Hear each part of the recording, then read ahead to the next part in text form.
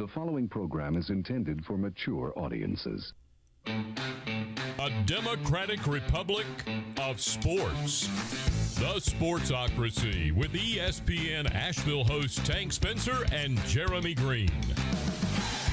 Welcome into the Ingles Studios. As always, we're brought to you by Ingles Supermarkets. Low prices, love the savings. I'm Jeremy Green of ESPN Radio Asheville and thesportsocracy.com.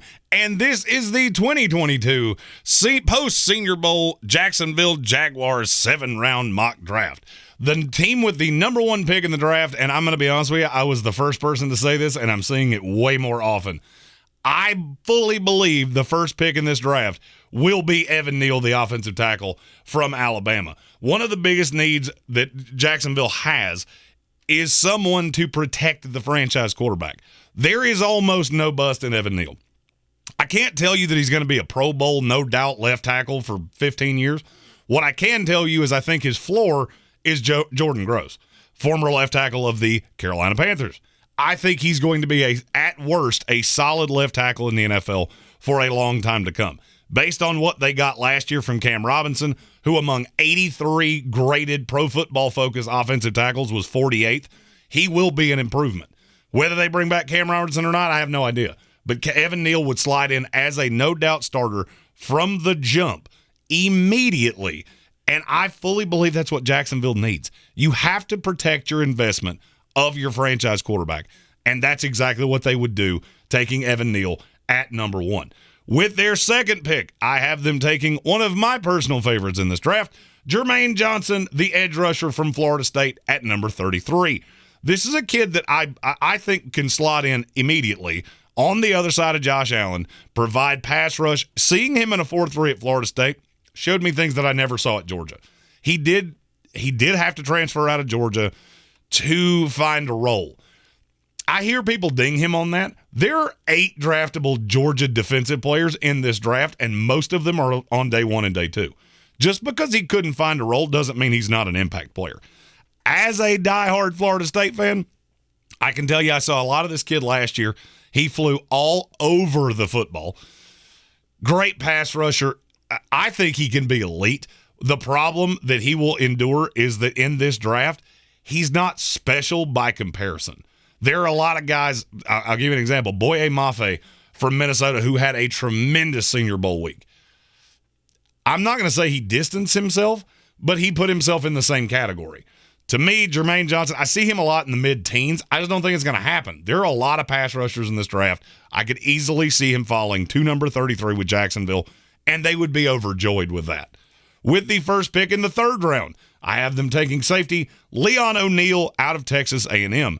There's a lot of different grades on this kid. I've seen him range from everywhere to about right here, maybe a little higher than this, to the back end of the fourth round. There is no way this kid lasts that long. He's not the greatest tackler you've ever seen. He's going to have to work on that. But in terms of coverage, this is a safety that can line up on tight ends. He can play deep safety. He can do all of the things that you could possibly ever want. And with how bad the safety play was for the Jacksonville Jaguars last year, I think he's an immediate starter. Slides right in. Doug Pederson is going to have to find a way to build a defense out that can, with Mike Caldwell as its defensive coordinator, not only get pressure, but cover when you don't get home. A lot of people say, safety's not as big a need. There's other things you can do right there.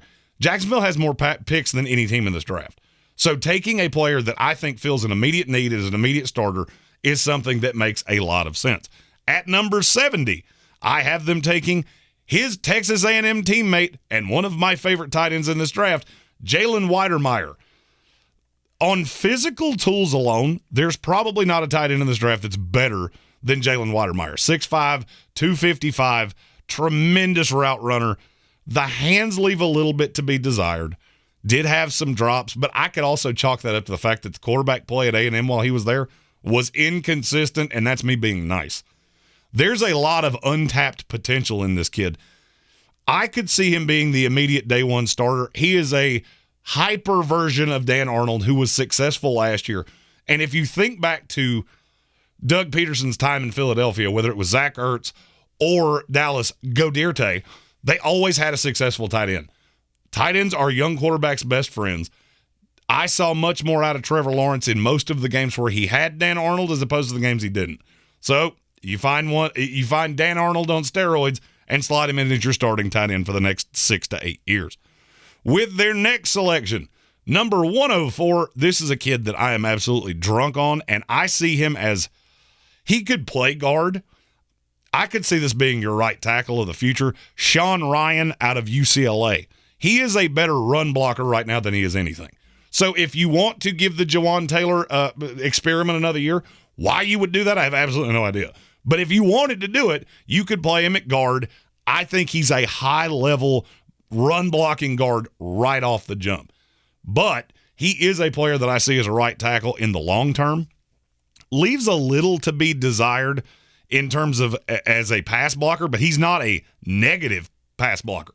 This kid's very versatile, can move up and down the line no matter what position it is you need. The thing that's going to ding him is that he has very short arms. I can't tell you exactly how long they're going to measure, but watching film, it's obvious at times that he gets bit. That's the reason I don't see him as a left tackle. He has the talent to do that. But I think the short arms will impede him from being a left tackle in the NFL. Best slots at right tackle, but very, very scheme versatile. At pick number 104, Sean Ryan out of UCLA. Starting in the 5th round with pick number 156, a player that we saw a lot of in the Lane Kiffin offense, Dontario Drummond.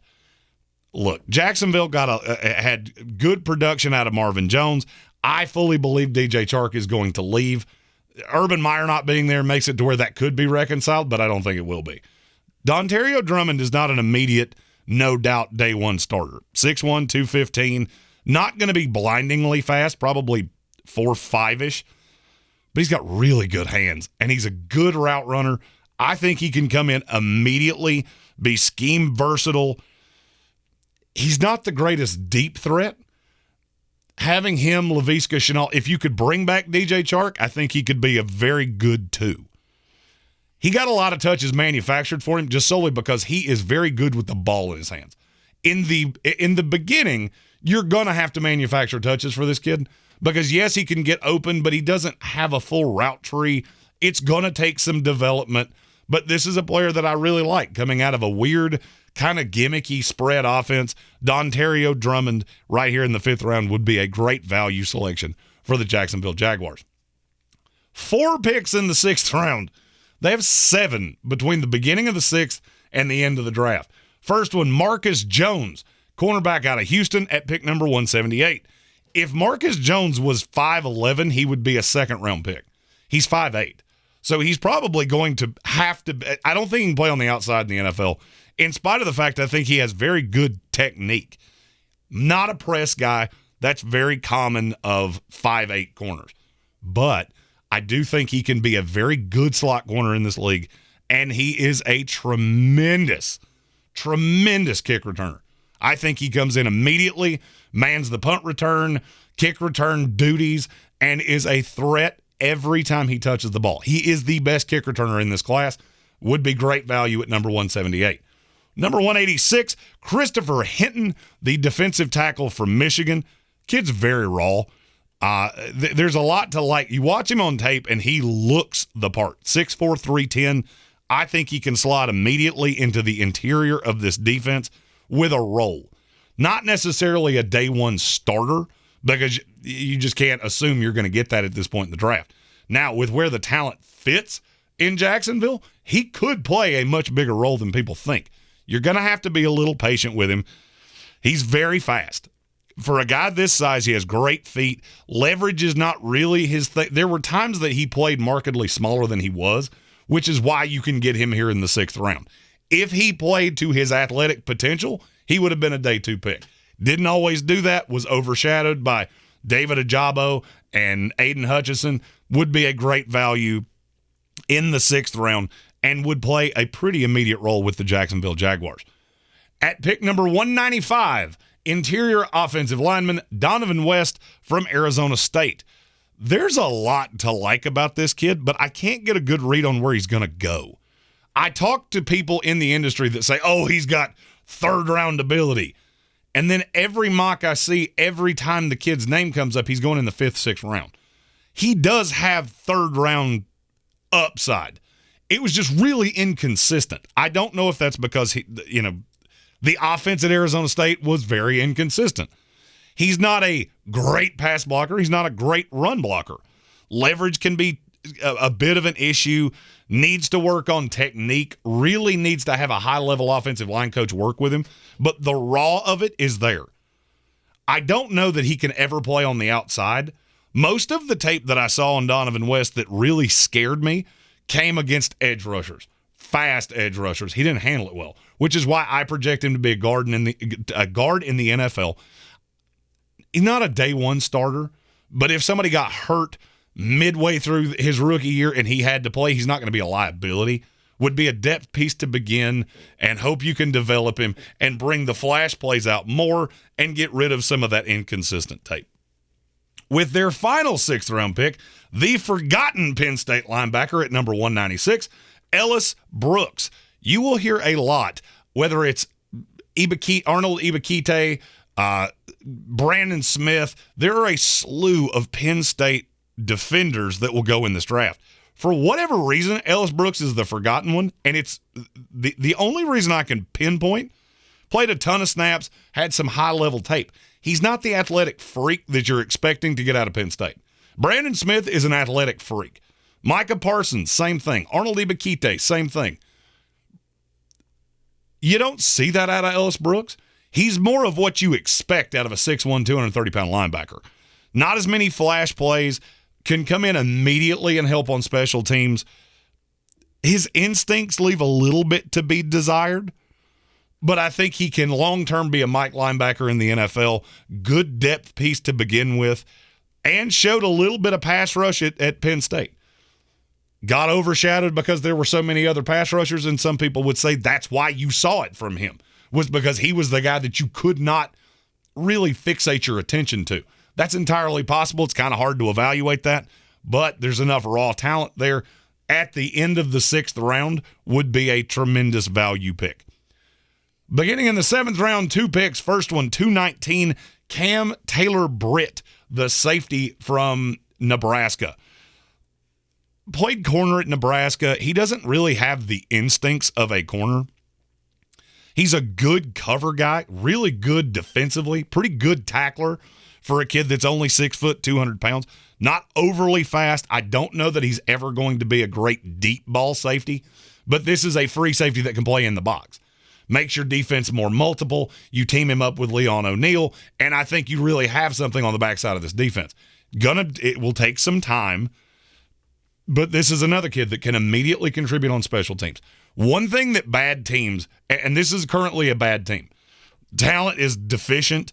There's no doubt about that. I'm not slighting the Jacksonville Jaguars. You are talent deficient.